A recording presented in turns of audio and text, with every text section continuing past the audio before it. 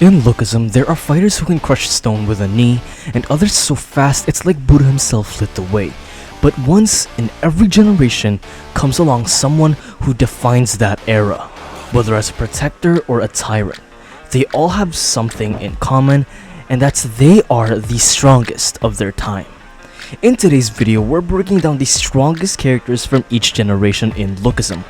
From the most dominant force in the modern second generation to the unbreakable wall of the 0th generation. We'll explore who they are, why they stood above everyone else, and what it really means to be the peak of an era in the Lookism universe.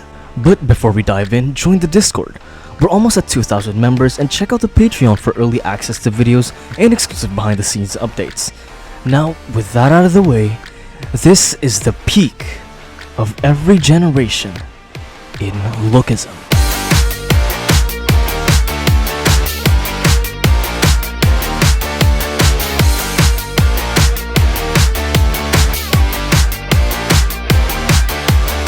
Let's start off with Gapryong Kim, the man many considered to be the strongest in the entire Lookism universe. Gapryong Kim, the man, the myth, the walking apocalypse with a Father of the Year trauma. When people say strongest in the verse, they don't whisper it. They say it with reverence and maybe just a little bit of fear. This man was so absurdly powerful, it took two top-tier verse-breaking monsters to even put him down. And even then, it felt like a technicality. Gapryong Kim didn't just dominate his generation, he defined it. In an era crawling with chaos and violence, he tried to rule with restraint. But let's be honest, restraint for Gapryong still meant launching people into the stratosphere if they looked at him sideways. He and his crew were basically the original Avengers of Lookism, kicking out an invading Japanese gang, cleaning house, and setting a power ceiling so high that even now, generations later, people still look up and go, yeah, no thanks. His strength wasn't just overwhelming, it was influential.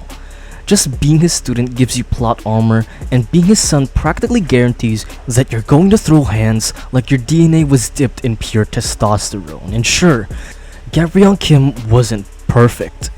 He was reckless, violent, and probably raised Jake with the parenting style of a granite countertop. But when it came down to it, he made sacrifices he had to. Not for glory, not for fame, but to make sure the next generation even had a chance of fighting. In death, he became a legend. In life, he was a living warning. Don't step to the mountain, or the mountain will step on you. This is why Gapryong Kim will forever be remembered as the peak of the 0th generation, and maybe, just maybe, the strongest Lookism character to ever live.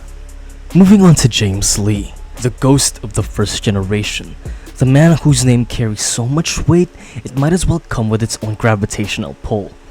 If Gapryong Kim was a mountain, James is the quiet storm that levels cities before you can even hear the thunder. This man was a one-man army.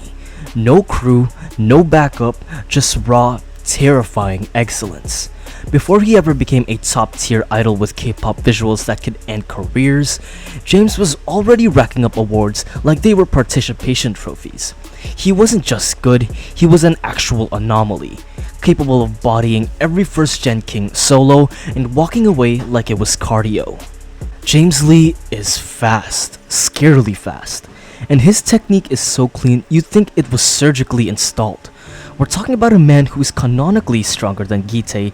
Yes, I said canonically. And as if that wasn't fair enough, James isn't just physically dominant, he's dangerously intelligent. He's the type of guy who could manipulate a chess game without touching the board and still win in 3 moves.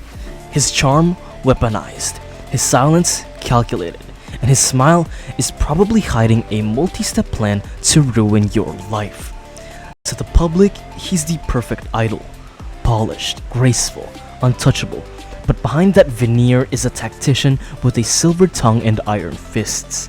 He's not loud, he doesn't need to be. When James moves, the verse listens, and his current motives in the story are still a mystery. Is he a savior, a hidden villain, or just a man trying to shape the world the only way he knows how, with his fists and a frightening level of strategic precision? Whatever the case is, James Lee is undeniably the peak of the first generation. A legend not because he sought the spotlight, but because the spotlight was too scared to look away. Now, moving on to the current legend in the making of the second generation, Daniel Park. Now, let's be real, if you told anyone back then that this timid, overweight kid with zero confidence would one day be hailed as the future of his generation, they'd probably have laughed you out of the block. But Daniel's story, it's a modern day epic. He didn't just start off strong, rich, or even remotely respected. He started from nothing. What changed wasn't being born into an OP bloodline or realizing his talent early. It was pure, relentless effort. Day in and day out, Daniel worked. He bled, suffered, and somehow, through a bizarre miracle and a mountain of grit, he rose. Unlike the monsters of the 0th and 1st generation, Daniel isn't just powerful because he can throw hands. Though, make no mistake, he can. He's special because of what drives him. His strength comes from compassion, not carnage. He doesn't fight to dominate, he fights to protect. And even with all of his power, all his influence, Daniel still chooses kindness over cruelty, a rare trait in a world where fists do the talking. But don't let that fool you. Behind that gentle demeanor is someone who united the 4 major crews, someone who earned the respect of titans like Gun and Gu, and someone who's slowly but surely carving a path towards his own unique peak. Sure, he may not be as absurdly overpowered as Gapryong or as terrifyingly precise as James Lee, not yet, but Daniel doesn't need to copy anyone's path. He's writing his own legend from scratch, and when the dust finally settles, when the battles are over and the power dynamics shift once again, there's no doubt that Daniel will stand tall. Not just as a fighter, but as the heart of the new generation, a legend in the making. Not born strong, but made strong through will, growth, and the sheer refusal to give up. As different as these 3 absolute monsters may be, Gapryong Kim with the dead strength that could end continents, James Lee with the I look like an idol but fight like a boss battle energy, and Daniel, the glow-up king who went from being a punching bag to punching legends, they all share one terrifying similarity. They can change fate. These aren't just guys who fight well, these are guys who rewrite the rules of the universe just by showing up.